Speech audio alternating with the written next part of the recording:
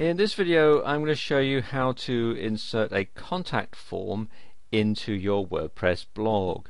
And it's a good idea to have a contact form so that people can get in touch with you to ask you questions about blog postings or products that you might be selling as an affiliate and so on. The simplest way to insert a contact form is to use a plugin. So I'm going to install one now. Come here to plugins and then add new, and I'll do a search here for contact form and click on search plugins, and as you can see there are a whole lot of different contact forms that you can have, but the one that I like is this one here, Slick Contact Forms by Lee Chestnut. So I'm going to go ahead and install it. So click on install now and click on OK. And that's installed. So I'm going to click on activate plugin. And there we are, the plugin is activated. So now I need to configure it. So come down here to settings.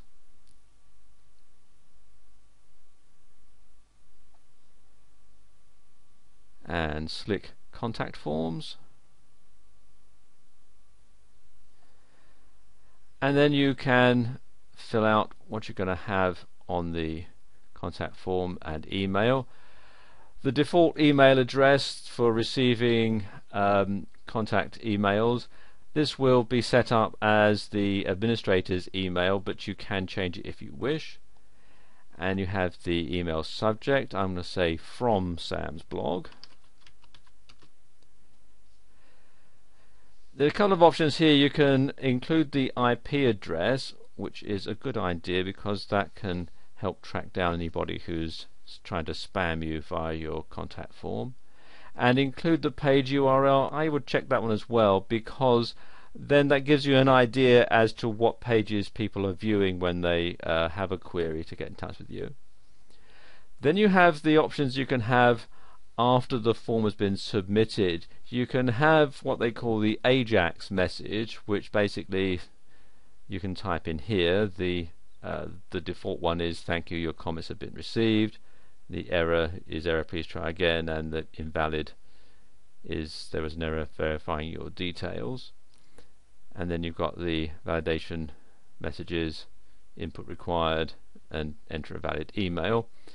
You can also, if you wish, have a redirect, and you can enter here the URL of the page that you want people to go to after the email has been sent, or if there's an error, and so forth. I'm going to stick with the AJAX message and then click on Save Changes. There we go, the settings are saved. So I go back to the dashboard, and then I need to insert a widget into my main page so that the contact form can be activated. So I'm going to click here on widgets, and then scroll down till I find the Slick Contact Forms. And what Slick Contact Forms do is it adds a floating contact form, which means that it's not actually included in a sidebar, even though you have to actually include the contact form in a sidebar. You'll see what I mean in a minute. That doesn't make a lot of sense, but you'll see what I mean. Okay, first thing to do is to slide this in to the sidebar that we're going to put it in. So just ease it up here. I'm going to put it in the left sidebar. I'm just going to put it in here and then configure it here. You can have either as floating or slide out. I'm going to have it as floating. and the tab text contact us. I'm going to leave the width and the other things here set at the default settings, and the skin I'll leave that as black because that will fit in, but you can change it if you wish. Again, we're leaving the email where it is and the form text at the top. Again, in the text box, the name and email that's required,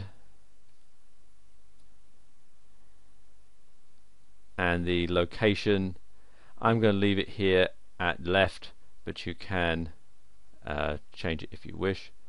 So we'll do that, and now click on save,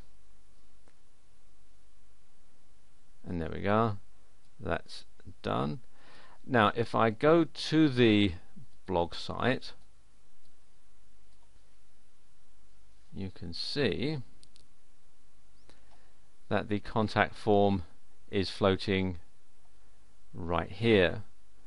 I'm using a very small screen resolution for this. If you're looking at it on a larger screen resolution, you'll see off to the side and it won't obscure the name of the blog. And if I click on it, you can see we have the space for people's name and email and their questions or comments, and the submit button and so on. So let's just enter that in and then click on submit. This is processing, and there you go, it flashes up, your comments have been received, and if I click there, that just closes that up. And I've rectified that problem now, so it's not obscuring the name. One thing I didn't explain earlier is what it means by floating. As I scroll down, you see it follows like that. Let's go back to the top and I'll show you something else. We go back to the widgets page. If I decide to have that as a slide out and then click on save and then refresh, you can see it moves over right to the side, and then when I click on it, it slides out like that, and I click on it again, it'll slide back in, and as I scroll down you can see it stays stuck to the side like that. They do ask for a donation if you use this on a regular basis, and there's a donate button in the setup area.